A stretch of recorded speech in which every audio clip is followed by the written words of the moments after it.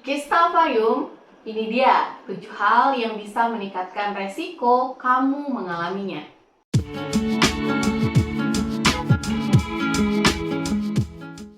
Assalamualaikum warahmatullahi wabarakatuh. Halo sahabat sehat, jumpa lagi ya dengan saya Dr. Widilia Sarina Putri. Nah, kita sudah sering bahas nih di video-video sebelumnya mengenai kista ovarium. Mulai dari gejala, penyebab, sampai ke cara mengobatinya. Yang belum nonton, dilihat lagi ya, ditonton lagi. Nah, sekarang muncul lagi pertanyaan penting nih. Siapa saja sih yang lebih beresiko terkena kista ovarium ini? Dan apa saja kira-kira faktor pemicunya? Pasti jadi tanda tanya kan? Jadi teman-teman, untuk memahami ya faktor resiko itu penting banget. Dengan tahu apa saja yang bisa meningkatkan kemungkinan kita terkena kista, kita setidaknya itu bisa lebih waspada untuk melakukan pencegahan atau setidaknya lebih cepat ya mengenali gejala-gejala awal dari kista ovarium ini. Nah, di video kali ini kita bakal kupas tuntas 7 hal yang bisa meningkatkan seorang wanita itu beresiko terkena kista ovarium. Ini penting banget buat semua wanita. Ayo ditonton sampai habis ya, di-share juga.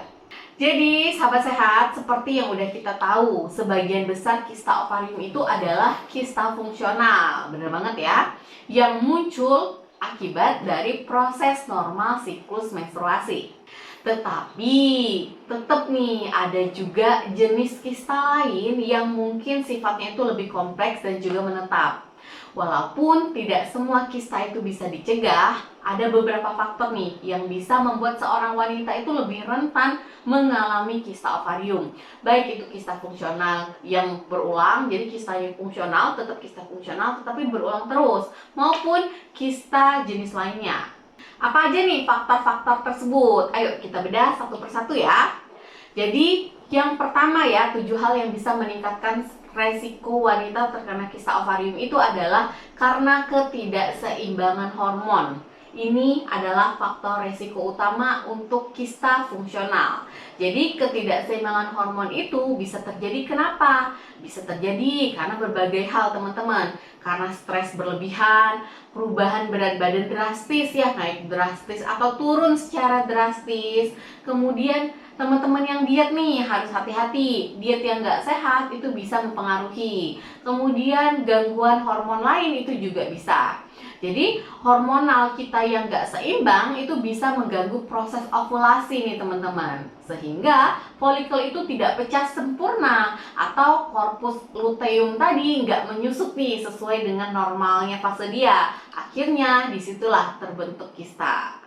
Faktor yang kedua itu adalah seorang wanita yang mengalami sindrom ovarium polikistik atau PCOS. Dan ini adalah kondisi hormonal di mana ovarium wanita itu memiliki banyak folikel kecil-kecil, jadi polikistik, banyak folikel yang tidak bisa melepaskan sel telur secara teratur, yang seharusnya setiap bulan dia nggak keluar nih secara setiap bulan. Jadi wanita dengan PCOS ini sangat rentan memiliki banyak kista kecil di ovarium mereka karena ada masalah pada ovulasi ini. Nah, PCOS juga sering kali ya teman-teman disertai dengan gejala seperti head nggak teratur, bisa timbul banyak jerawat baik di wajah ataupun di punggung biasanya, atau ada pertumbuhan rambut-rambut yang berlebihan di tempat yang tidak seharusnya. Nah, yang ketiga itu adalah kondisi endometriosis. Kalau teman-teman punya yang namanya endometriosis, yaitu kondisi di mana jaringan mirip lapisan rahim tumbuhnya itu di luar rahim, bukan di dalam rahim. Nah, ini beresiko ya untuk mengalami yang namanya kista endometrioma atau biasa disebut dengan kista coklat di ovarium, itu akan meningkat nih resikonya. Teman-teman, kista jenis ini bisa menyebabkan nyeri hebat sekali dan kadang-kadang sulit untuk ditangani. Nah, faktor yang keempat itu adalah kehamilan, terutama pada awal kehamilan. Jadi pada awal kehamilan itu kista korpus luteum itu bisa terbentuk dan terus membesar untuk menghasilkan hormon yang mendukung kehamilan. Meskipun biasanya akan menghilang sendiri ya, kista ini bisa menjadi cukup besar atau bisa pecah dan juga bisa menimbulkan gejala. Nah, yang kelima, memakai obat pemicu kesuburan. Jadi, wanita yang sedang menjalani terapi kesuburan, misalnya dengan obat-obatan untuk merangsang ovulasi ya misalnya, itu memiliki resiko lebih tinggi untuk mengembangkan kista ovarium fungsional yang lebih besar. Ini terjadi karena obat-obatan tersebut memang dirancang nih untuk merangsang pertumbuhan dari folikel. Faktor yang keenam, memiliki riwayat kista ovarium sebelumnya. Jadi kalau memang kamu pernah nih sebelumnya mengalami kista ovarium, terutama kista fungsional, itu ada kemungkinan resiko kambuh atau munculnya kista baru itu akan lebih tinggi teman-teman. Hal ini menunjukkan bahwa ovarium kamu itu mungkin cenderung membentuk kista tuh dalam kondisi-kondisi tertentu. Misalnya dalam kondisi hormonal seperti apa gitu ya. Jadi kalau memang punya riwayat kista sebelumnya, itu akan beresiko untuk mengalami kista di kemudian hari. Nah, yang ketujuh itu adalah infeksi panggul berat atau PID, penyakit radang panggul pelvic inflammatory disease. Jadi ini merupakan infeksi bakteri yang cukup parah pada organ reproduksi wanita, seperti yang terutama terjadi pada radang panggul ini ya. Dia bisa menyebabkan terbentuknya abses atau kantung berisi nanah di bagian ovarium yang bisa menyerupai kista. Dan ini biasanya merupakan komplikasi teman-teman dari infeksi menular seksual yang tidak diobati. Itu biasanya walaupun tidak semua. Jadi, sahabat sehat, walaupun nih kamu memiliki salah satu atau beberapa faktor risiko di atas, itu bukan berarti kamu pasti akan terkena kista ovarium. Itu enggak ya teman-teman. Tetapi 7 faktor ini adalah sinyal untuk kamu agar lebih waspada. Jadi sebaiknya segera lakukan pemeriksaan diri ke dokter kalau memang teman-teman mengalami hal-hal berikut ini gejalanya. Ada nyeri panggul nih yang nggak biasa terus menetap atau semakin lama semakin nyeri, semakin parah nyerinya. Kemudian yang kedua, adanya perubahan dari siklus head yang drastis, tidak teratur, kemudian perdarahannya cukup banyak. Yang ketiga, perut kembung yang terus-menerus atau terasa penuh.